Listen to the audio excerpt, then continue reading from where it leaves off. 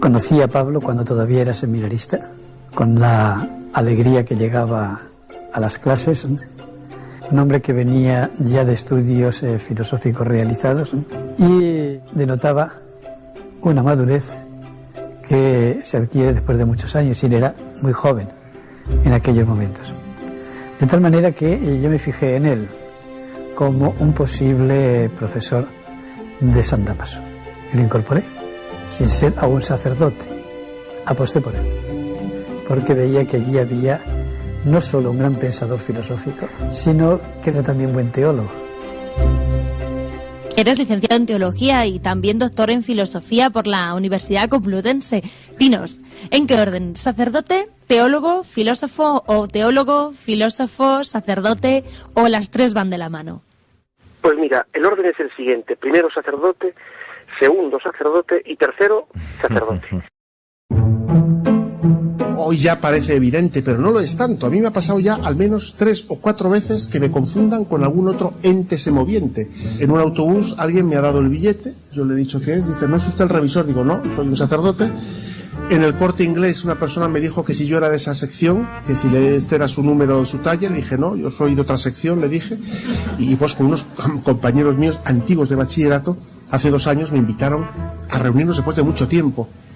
A mí no me dijeron que lo que habían organizado era una fiesta de disfraces. Y cuando llegué todos aplaudían, toda la gente que ve allí, por la valentía que había tenido, ¿no? Y vamos, hasta uno decía que me merecía el premio. Y decía, no, si no estoy disfrazado, que sí, hombre, por favor, tal. Uno iba de egipcio, otro iba de no sé qué, y yo iba de cura. En fin, pues soy sacerdote.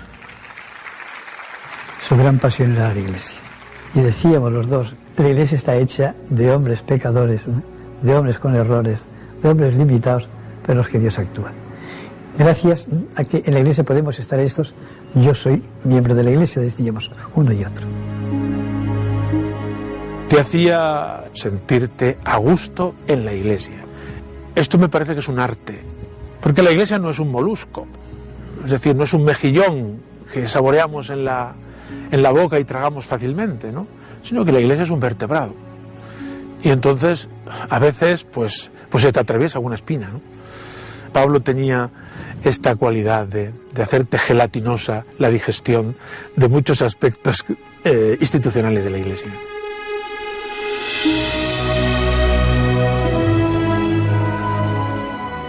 La imagen que él daba de la Iglesia era de un montón de personas con una vitalidad cristiana tremenda, con una vitalidad humana tremenda, esperanzadora, luminosa, que esto va más, que esto va mejor, que estamos en el mejor momento de la Iglesia. Esto es su imagen de la Iglesia.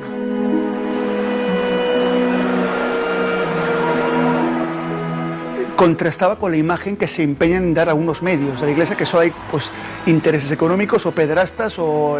no. Él decía, ¡ay, qué suerte ese sacerdote, qué suerte estar en esto! Una iglesia alegre, una iglesia apasionada, con una cantidad de gente espectacular y emergiendo. Y que es apasionante lo que nos toca todavía, ¿no? Con Pablo uno decía, qué bien ser cristiano, es una maravilla.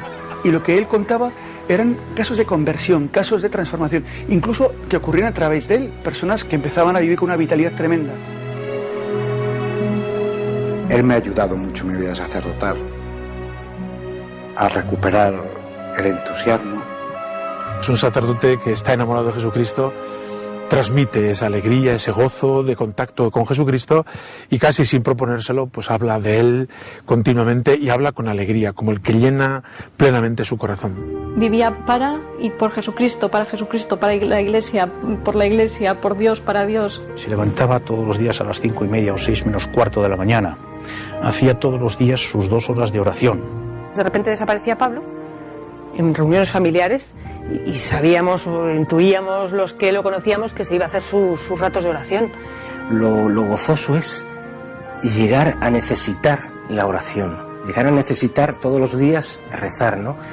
Pablo era de una devoción enorme a la Virgen. He visto bien pocos sacerdotes jóvenes como él con el rosario siempre en el bolsillo. Pocos. ¿Qué piensas tú de que los sacerdotes no se casen, del celibato? Pienso que si una persona elige no casarse para poder darse más a los demás, más que de burlarse de esa persona, habría que reconocerle un mérito, que la vida no es solo sexo, la vida no es solo tener cosas o solo tener una familia. El celibato, que los que no somos sacerdotes podemos pensar que es una carga, una piedra demasiado pesada que llevar, para él era una ventaja, ¿no? De hecho decía que los que tenéis una verdadera vocación y los que vais a ser santos sois los que estáis casados. Eso sí que es una vocación, ¿no? Y a lo mío es mucho más fácil, ¿no? Y él daba gracias a Dios todos los días por el celibato, porque eso le daba una tremenda libertad. Cuando no estás comprometido con nadie, puedes comprometerte con cualquiera, en todo momento. Y eso nunca lo vivió como una maldición, y muchísimo menos, ¿eh? Y mira que era guapo y a las tías les llamaba la atención. Mucho. El día de mi boda, varias de mis primas decían, qué pena que sea cura con lo guapo que es. Qué pena, pues así es para todas, no solo para una, claro. Es para todas.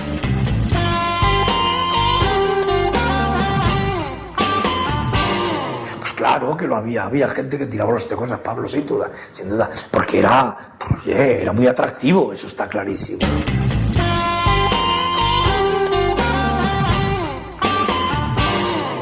Pero él eso lo tenía claro. Tan claro que él cortaba ya de antemano la relación. Porque le daba tal giro. Persona que se acercase a él en ese plan se sentía totalmente frustrado.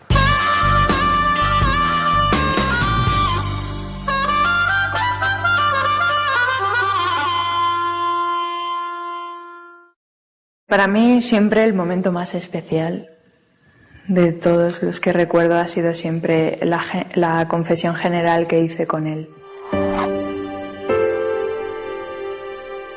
Con él sentía como la libertad de que podía decir cualquier cosa.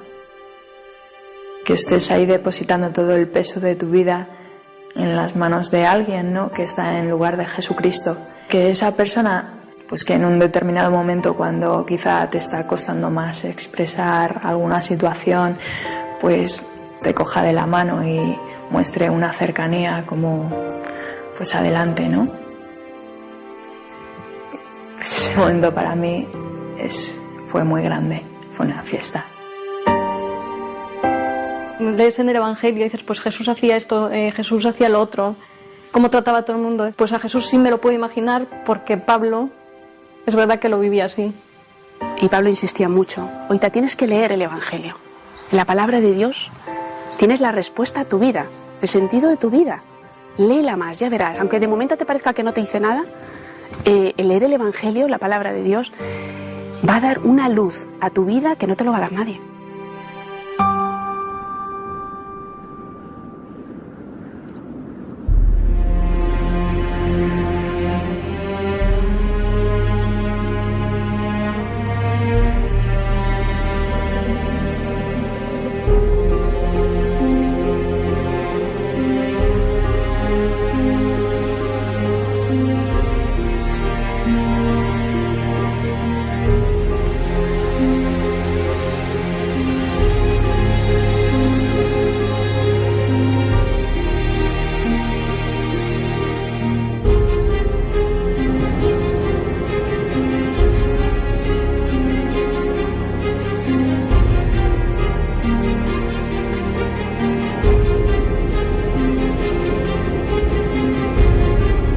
Pablo era un hombre muy aficionado a la montaña, le gustaba llegar a la meta de la cima.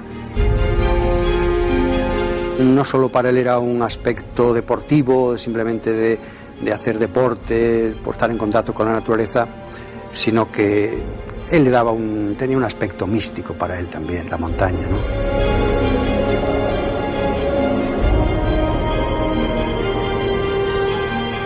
Es decir, el monte para él era símbolo de la presencia de Dios, y él en la montaña se sentía, por así decir, como más en contacto con la divinidad,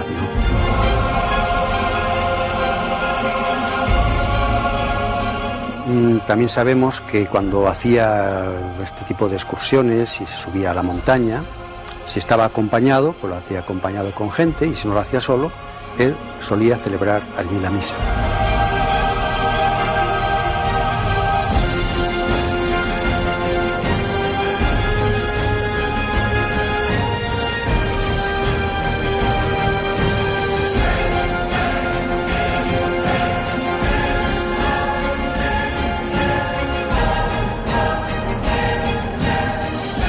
La presencia real de Cristo en la Eucaristía se unía a la presencia también real, pero de otra manera, de Dios, de la divinidad en el mundo, a través de las cosas materiales, a través de todo, ¿no?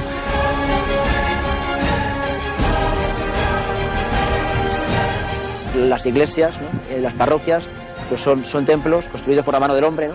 Pues al Señor, ¿no? Pero templos construidos humanamente, ¿no? Pero cuando celebras en la montaña, pues estás en el templo de la creación, ¿no? Pues que es el templo que ha hecho Dios mismo, ¿no?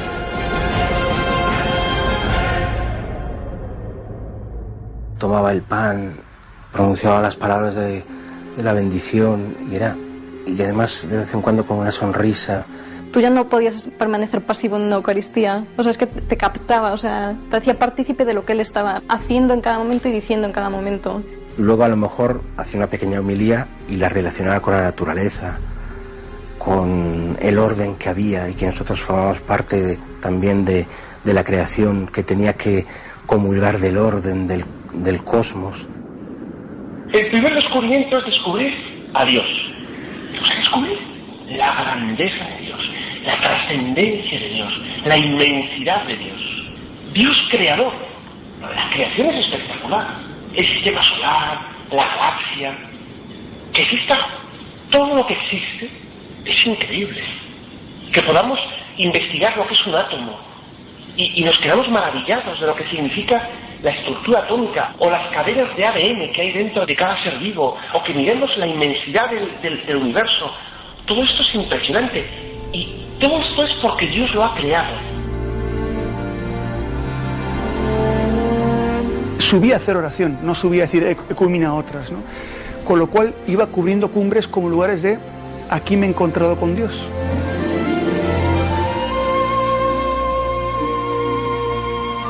Hay que ser montañero y ser también cura, sacerdote, para poder entender esta especie de locura, ¿no? De llegar a hacer una cumbre, hacer un 3000 en el Pirineo y desde ese horizonte, esa atalaya privilegiada, dar gracias a Dios como mejor se puede dar gracias, que es con la acción de gracias del Señor, con la Santa Misa. El estar en la cumbre, para él, era símbolo de lo que él aspiraba en su vida. El estar cerca, pues, de ese Dios al que parecía allí incluso tocar más físicamente.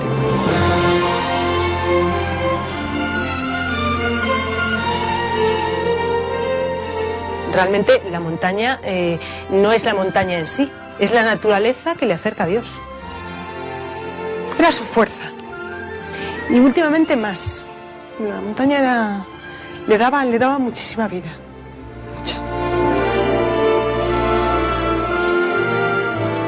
Yo creo que cuanto más alto estaba, quizás él se sentía más gozoso de poder alzar a Cristo, ¿no? Cuanto más alto mejor, ¿no? Él necesitaba subir al Tabor para contemplar la gloria de Dios, porque así lo expresaba él cuando decía, es que esto es la antesala del cielo. ¿Cuántas veces desde una cumbre nos llamaba por teléfono? Oye, estoy arriba, esto es maravilloso, no sabéis lo que es esto. Aquí estoy como en el cielo, eso lo decía muchas veces, estoy como en el cielo. Y él decía, pero será posible, y tengo el Moncayo aquí abadito, y es de las pocas montañas de España que todavía no he subido.